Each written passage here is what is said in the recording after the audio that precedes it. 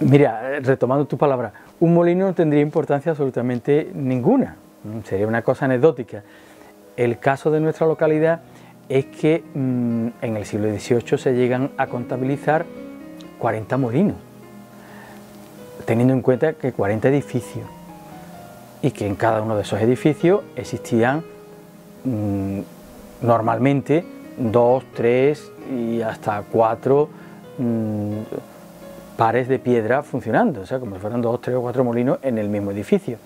Algunos los había de un solo aparejo, ¿no?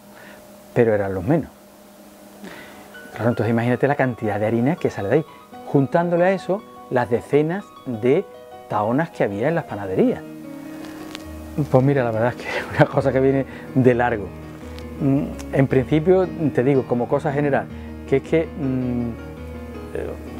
me gusta ocuparme de lo que de alguna manera tiene un interés para mí, que después termina teniendo interés también para los demás. Pues hace más de 30 años que empecé a interesarme, porque claro, mis recuerdos familiares, mis vivencias de pequeño y tal, están un poco relacionados con Marchenilla, igual que están con Gandul, en El Paso.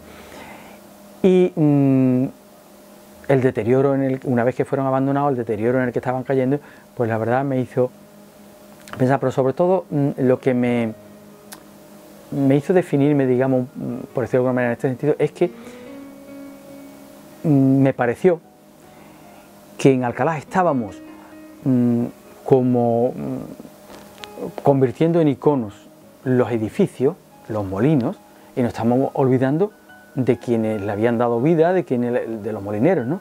Y ahí fue la cuestión de acercarme, de enriquecer, de contactos, y digamos que este es el tercer, porque lo primero fue Molinos y Molineros de Marchenilla en el 81, y después no me acuerdo ya cuál era, en el 80 y tanto por ahí, era el de Molineros de la Última Generación, Memorias Molineras de la Última Generación, y ahora este.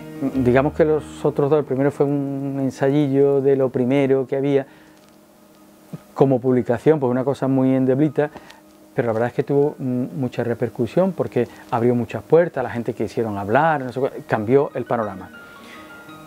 Y en Molineros de la Última Generación es que es muy bonito el origen, porque uno precisamente de esos molineros entusiasmados a partir de Molinos y Molineros de Marchenilla, que hizo una pequeña reseña de sus recuerdos familiares, lo escribió, en su casa no le prestaron, digamos, la atención que él quería porque lo dejó para sus nietos y tal, entonces pues verás cómo Curro sí lo va a tener. Vino aquí y entonces me lo trajo y ya a partir de ahí se construyó aquello, ¿no? Digamos como una cosa muy concreta. Y digamos que la pretensión de este trabajo de ahora es ofrecer una panorámica general, metiendo en un todo, en una visión panorámica, la cantidad de datos que me ha ido llegando a través de tantos contactos y datos muy heterogéneos, de geografía, de técnica, de tradiciones, de palabras, de modo de... Entonces eso ha sido lo difícil, encontrar una estructura coherente que el lector vaya repasando ese panorama completo. El trabajar así, intentando recoger la tradición oral, es que es algo muy laborioso, es el goteo, porque a veces tú vas buscando y crees que vas a encontrar y no encuentras nada, y otras veces te llega casi, entonces tienes que estar constantemente con el lápiz y el cuadernito, que esa es la dificultad, que te van llegando las cosas gota a gota, y después eso como, y por vías muy diferentes y en momentos muy distintos, cómo construyo con eso algo coherente que sea asequible, ¿no?, a la lectura. Eso por una parte, claro, y por la otra, pues lo que te he dicho antes es estructurarlo de manera que sea comprensible, que le diga algo al lector de ahora, porque claro, quien te habla de cosas muy viejas, muy antiguas y además muy fragmentadas. Entonces es esa quizás la dificultad más grande, ¿no? Bueno, pues te voy a decir, cuando pensamos en los molinos y vamos al parque, ¿no?, y todo esto, y lo vemos en el paisaje tan bonito, normalmente solemos hacer una idea como muy romántica, ¿no? Muy idílica de la vida en el molino. Y yo tengo una imagen que desde luego me sacó de ese idealismo total. Recuerdo que un día de invierno, hace unos cuantos de años, cuando unos ocupas se metieron en el molino de La Ceña, no sé cómo, yo estaba por allí y estaba en compañía de Joselito, el del Santo, que es uno de los últimos molineros, un hombre ya de 80 y tantos años, que a mí me gusta muchísimo escucharlo porque tiene un conocimiento extraordinario. Resulta que el hombre dice, mira, así como están esa gente, así andábamos nosotros. Estaban metidos en el barro, una vida penosa, primero por el entorno, ¿no? Los inviernos ya te puedes imaginar, pero es que el trabajo era inagotable porque el trabajo era 24 horas sobre 24 horas. Incluso mientras que estaban durmiendo, el molino estaba funcionando. Tenía su especie de alarma, que era la sonaja, que eso no sé si lo has escuchado alguna vez. ¿Has escuchado alguna vez ese término de la sonaja? Encima del trigo, cuando el trigo se va acabando, eso está en una cuerdecita y ra, ra, ra, ra, ra, ra, ra, ra, ra, ra, suena. Entonces pues se despertaban y arriba, teniendo en cuenta que en el molino normalmente solía haber más gente de las que el molino podía albergar por la noche, por tanto no todo el mundo dormía en cama o en catres, y a veces yo le he escuchado a ellos contar que con una frecuencia tremenda sobre los aparejos de los burros del transporte de la harina. Pues te digo que una vida muy penosa, que una jornada se juntaba a la otra y además imposible de llevarla adelante un hombre solo. Por eso es lo de asociar a la familia al molino, y si en la familia no había varones adultos, había que meter a alguien de fuera, porque la mujer trabajaba igual, la mujer trabajaba muchísimo, y hay varios ejemplos de mujeres que, según testimonios de hombres, que es difícil, y de hombres muy expertos, decir que picaban la piedra extraordinariamente. O sea, había mujeres que eran capaces de hacer el mismo trabajo que el hombre, pero digamos tenía que ser una pequeña sociedad, ¿no? O bien familiar o bien meter a alguien de fuera para completar, porque un hombre solo no podía llevar aquello, ¿sí? Hombre, yo no sabría decir si es así. Lo que sí te digo es que lo que el molino, o sea, la cantidad de molinos y la cantidad de panaderías, por tanto, la cantidad de ciudadanos de Alcalá implicados en el gremio de la harina, bien por una parte o bien por otra, sí que le dio a nuestro pueblo un ambiente diferente al de los pueblos de nuestro alrededor, entre otras cosas porque la mujer trabajaba, y además trabajaba de noche. En la fuera B de la panadería trabajaba la mujer de noche. Entonces es verdad que no ha tenido un desarrollo, porque digamos que todo aquel desarrollo que tuvo la harina, el mundo de la harina en Alcalá, se fue frenando a partir del final del siglo XIX y fue perdiendo fuerza a lo largo del siglo XX, de tal manera que a mediados del siglo XX es irrelevante. Lo que ocurre es que esa dinámica, digamos, un poco emprendedora, no sé cómo decirlo en el lenguaje actual, sí que luego se pasa al gremio de la aceituna, que es el que le sigue en importancia, y también ese acabó. Y acabó, pero cuando acaba la aceituna ya está lo del polígono de desarrollo y demás, de tal manera que digamos que se puede encadenar una larga trayectoria de actividad preindustrial e industrial en Alcalá. Eso es cierto. Lo que sí, que además es cierto y contrasta con las poblaciones de nuestro alrededor, de tal manera que nuestro pueblo se convierte en receptor de inmigración de las localidades puramente rurales de nuestro entorno. Pero, no sé, quizás es un poco a tener en cuenta desde el punto de vista negativo que no hemos sabido explotar esa tradición, esas posibilidades. Desde el punto de vista comercial, algo que es fortísimo, no hemos sabido explotar el haber conseguido una marca, y no una marca local ni regional, sino una marca que era nacional, donde tú llegaras de España diciendo Alcalá de los Panaderos y metes, ah, sí. Entonces, esa fama del pan que después podía haber sido, digamos, traspasada a productos más adecuados, hay por ahí, pues yo qué sé, picos, dulces, bueno, vaya usted a ver, montones de cosas derivados de la harina, y nosotros no hemos sabido continuar. Eso también lo tenemos que tener en cuenta. Mira, ahora mismo precisamente, cuando están en crisis y están retirándose todas las industrias que vinieron cuando el Polo de Desarrollo, y ahora tenemos el problema de Roca, ¿verdad?, bien digo, de la cementera, pues resulta que se va eso y nos quedamos completamente, se ha perdido totalmente la iniciativa empresarial, digamos, local. No tenemos nada, absolutamente nada. No ha quedado ni rastro de la harina, ni rastro de la aceituna, no ha quedado ni rastro de lo que a esto le había dado una dinámica anterior a la llegada de toda esa fábrica. No tenemos alcalareños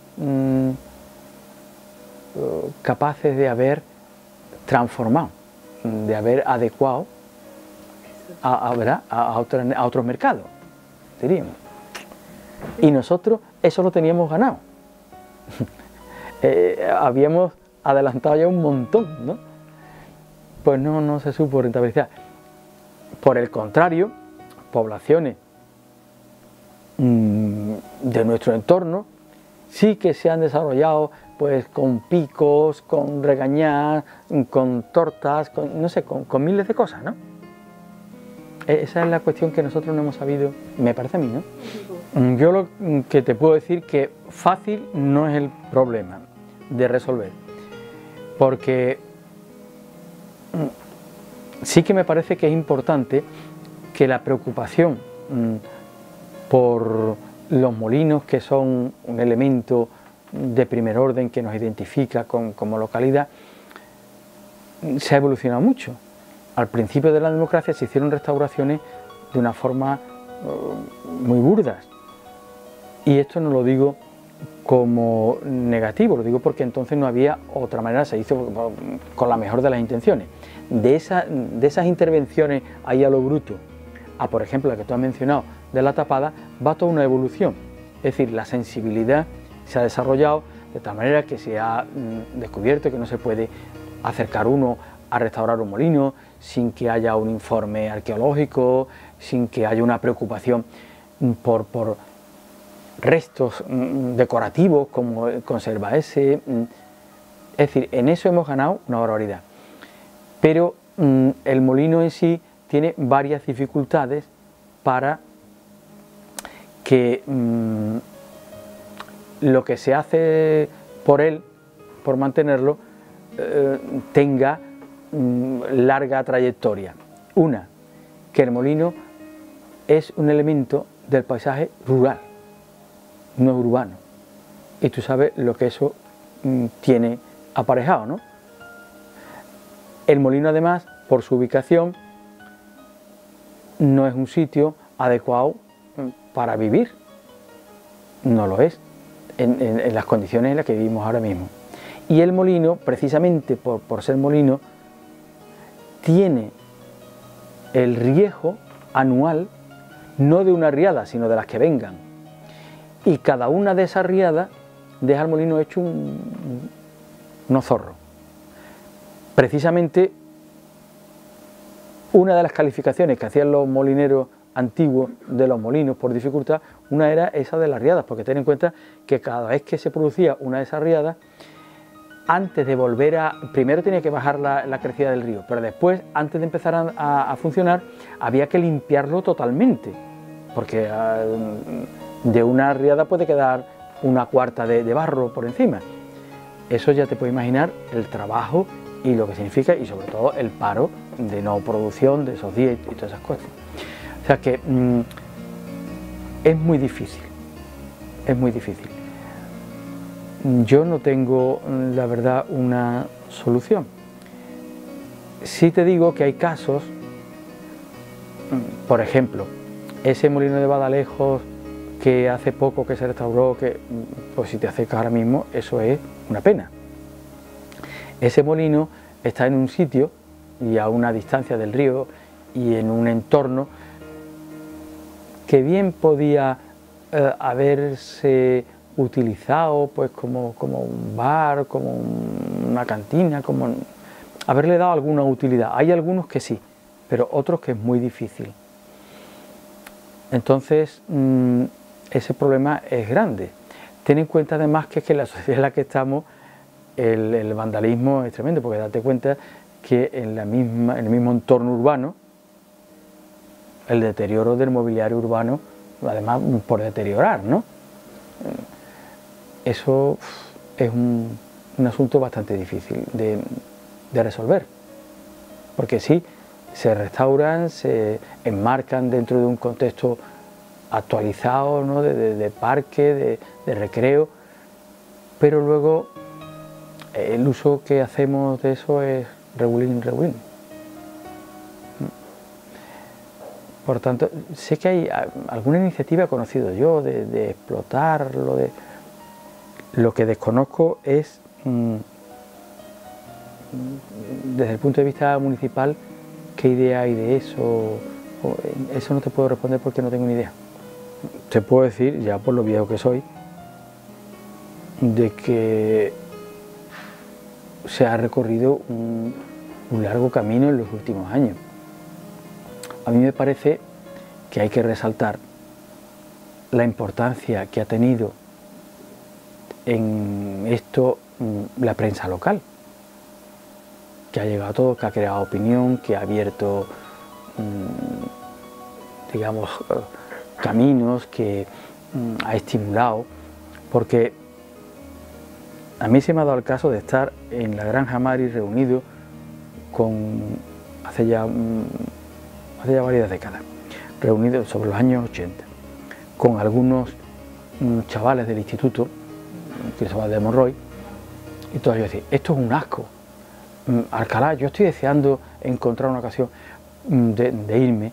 Habíamos pasado de un Alcalá idealizado y todo, uy, qué contento, de Alcalá de los panaderos y tal y cual, en los años 60, a un Alcalá que le decía muy poco a la gente más joven.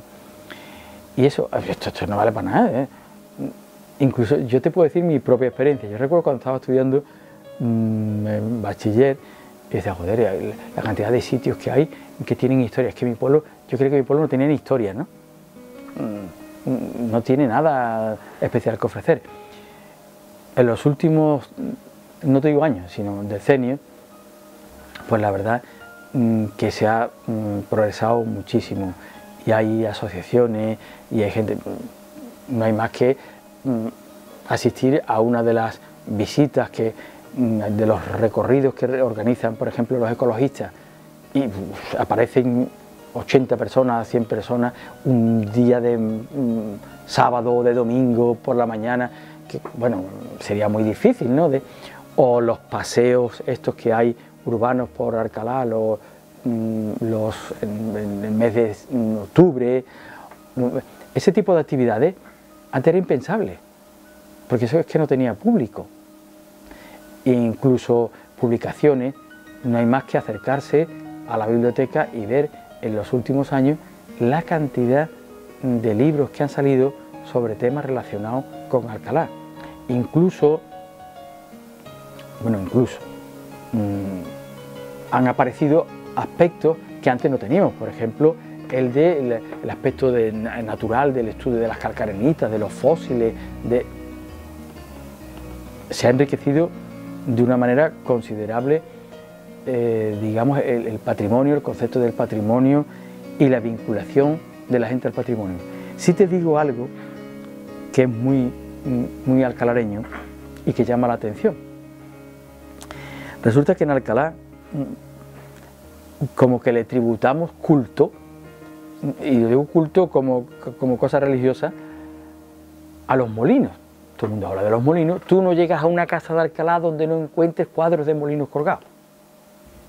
Porque los molinos, porque el parque, pero eso no tiene ninguna relación, o hasta hace un tiempo no tiene ninguna relación, ahora va teniendo alguna más, ¿no? Poco a poco va teniendo más, con la preocupación por el estado real de los molinos, por la vida de los molineros, por apoyar cualquier iniciativa que no, era una cosa, un culto a la imagen de los molinos y todas las casas llenas de cuadritos y todos los pintores de Alcalá pintando eso porque estaba vendido. Pero después, a la hora de la verdad, la población no se sentía muy identificada con esos lugares. Afortunadamente, eso va cambiando bastante, nada más que hay que acercarse a cualquier hora por el parque y verás la gente que pasea, la gente que disfruta, la gente que viene, que trae al visitante, lo lleva allí a que disfrute de aquello. Eso es algo nuevo, ¿no? Y ten en cuenta que es algo nuevo y muy importante en una población como la nuestra, que ha tenido una crisis de identidad tan fuerte, tan fuerte, tan fuerte, que casi ha llegado a perderla. Fíjate hasta qué punto llega esto, que claro, precisamente por la dinámica emprendedora, entre comillas, que ha tenido nuestra población, pues se ha transformado mucho. Entonces nosotros, cuando alguien llega, no presentamos un casco histórico, pues como lo puede presentar Morón, o lo puede presentar Marchena, con un sabor añejo, con una... No, porque esto se ha ido transformando y las casas han sido de vecinos y han sido panaderías y no sé cuánto, y después han sido... No tiene mucho a lo que agarrarse, digamos. Un urbanismo que no tiene un atractivo especial. ¿Qué han hecho los alcalareños de estas generaciones actuales? Pues que se han agarrado tremendamente a lo esencial, a lo primero. Alcalá se identifica con todo lo que es el río y su paisaje ribereño, los molinos y el parque y todo eso, y se identifica con el castillo y todo lo que hay en el castillo. El trabajo que está haciendo Geo en la galería, que ya han recorrido ya kilómetros y kilómetros, vamos, que es que una maravilla. O por ejemplo el estudio de los geólogos estos que tienen que han montado esa sala en el museo con los fósiles. Bueno, eso es algo extraordinario, ¿no? Eso es una riqueza magnífica. No solamente estos dos sitios, sino que vamos encontrando otros elementos con los que identificarnos. Eso sí, no podemos olvidar que es lamentable que cuando alguien que ha leído algo sobre la importancia del pan viene a Alcalá a acercarse un poco a ver qué queda de aquello y se encuentra pues que no puede ver una panadería, porque claro, nuestras panaderías tuvieron un desarrollo que no eran ya el horno tradicional de los pueblos de alrededor, ya era una cosa más compleja, o esas primeras fábricas tan curiosas que era de la panadería con su tahona electrificada, pasar a una verdadera fábrica como por ejemplo la Saleta en la calle Benagila, que aún todavía queda ahí el edificio. Eso también es lamentable, o sea que no todo es bueno ni todo es malo, aquí estamos, esa es la realidad, claro. Pero lo cierto es que hay una tendencia de la población a identificarse con unos elementos muy sólidos, como te digo eso, ¿no? El paisaje del río y lo que es el castillo, incluso Gandul, que queda lejos, ¿verdad? Toda la necrópolis y demás, pues es un elemento identificativo para mucha gente, ¿no? Se van a encontrar muchas letras. Pues mira, se van a encontrar un recorrido por justamente todo lo que es la pequeña cuenca del afluente del Guadaíra, que se llama Arroyo de Marchenilla o Ribera de Marchenilla. Es muy pequeña en longitud, pero digamos es muy densa en contenidos, y sobre todo que ha sido un lugar muy especial, un lugar muy fuerte dentro de lo que es nuestro pasado. Fíjate que en una trayectoria de poco más de 1 kilómetro, por un paisaje con muy poco desnivel, llegaron a meter hasta 9 molinos de cubo. Fíjate bien lo que te digo. Hemos dicho que el número más alto que conocemos, que en el siglo XVIII, eran 40. 9 es casi una cuarta parte de los molinos de Alcalá estaban en ese trocito. De tal manera que es curiosísimo observar cómo han jugado con las características del terreno para ir llevando el agua a las cotas más altas para dejarlas caer lo más digamos profundo posible para que aquello pudiera moler. Incluso cuando ya el valle es llano, incluso ahí hay metido 3 molinos en ese llano apenas, sin diferencia de cota, ¿no? de nivel. Y aparte que tiene una dinámica, ya verás tú, en Alcalá esos 40 molinos, hay zonas, por ejemplo el Zacatín, hay unos molinos que allí constituyen o los molinos del río o los molinos de Badalejo, que eran 2, es decir, pequeñas unidades. Eso normalmente tiene un nombre, se llama molinar, ¿no? El conjunto de molinos que se ubican en un mismo paisaje. Bueno, pues en el conjunto de los molinos de Alcalá, los de Marchenilla tienen una serie de características peculiares. Peculiares como que en Marchenilla es muy frecuente encontrarte molineros del Viso y Mairena, cosa que no es tan frecuente encontrártelo en otras zonas de molino, cosa que son los únicos molineros de Alcalá que por la mañana traían harina a las panaderías de Alcalá, pero por la tarde llevaban harina a las panaderías, bueno, eran los hornos, y a las panaderas de Mairena y el Viso. El que todos esos 9 molinos tenían un solo dueño, que era el marqués, y entonces le daba cierta unidad, cierta familiaridad a toda la gente que allí estaba. Como te digo, son unas características muy peculiares.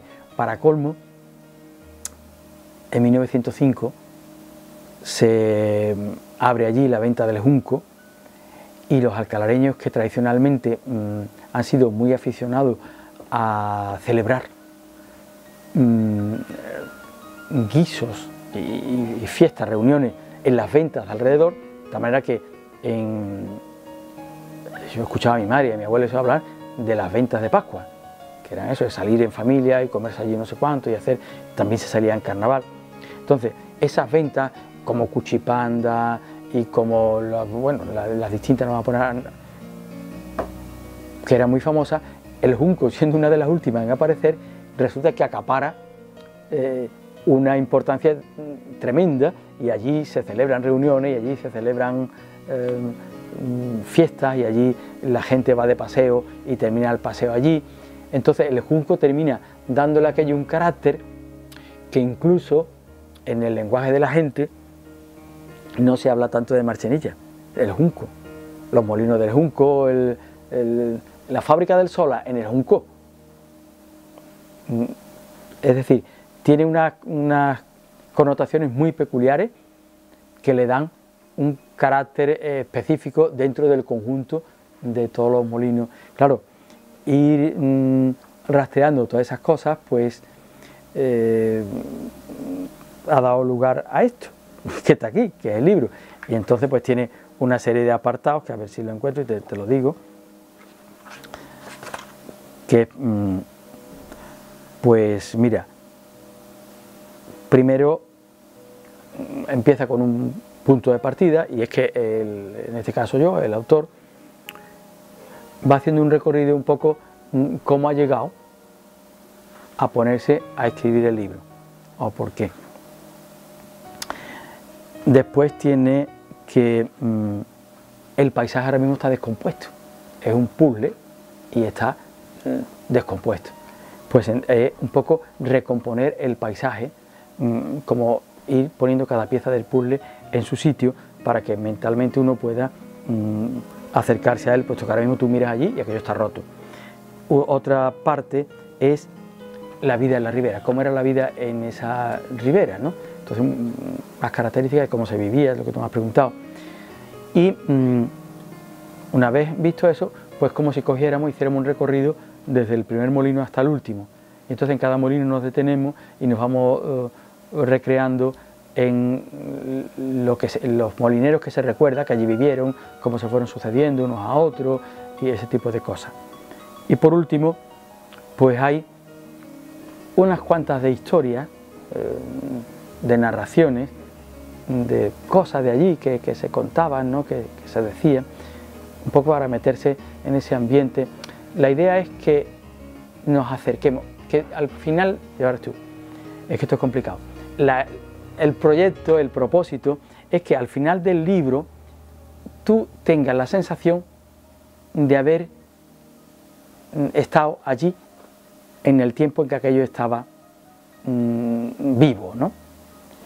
Que se consiga o no se consiga ya es distinto, ¿no? Pero ese es el propósito, que poco a poco tú vayas introduciéndote en el panorama aquel y al final pues tengas como el que ve una película, ¿no? Pues tiene la sensación de que estuvo en la Edad Media en la batalla del tal o de cual. Poco eso.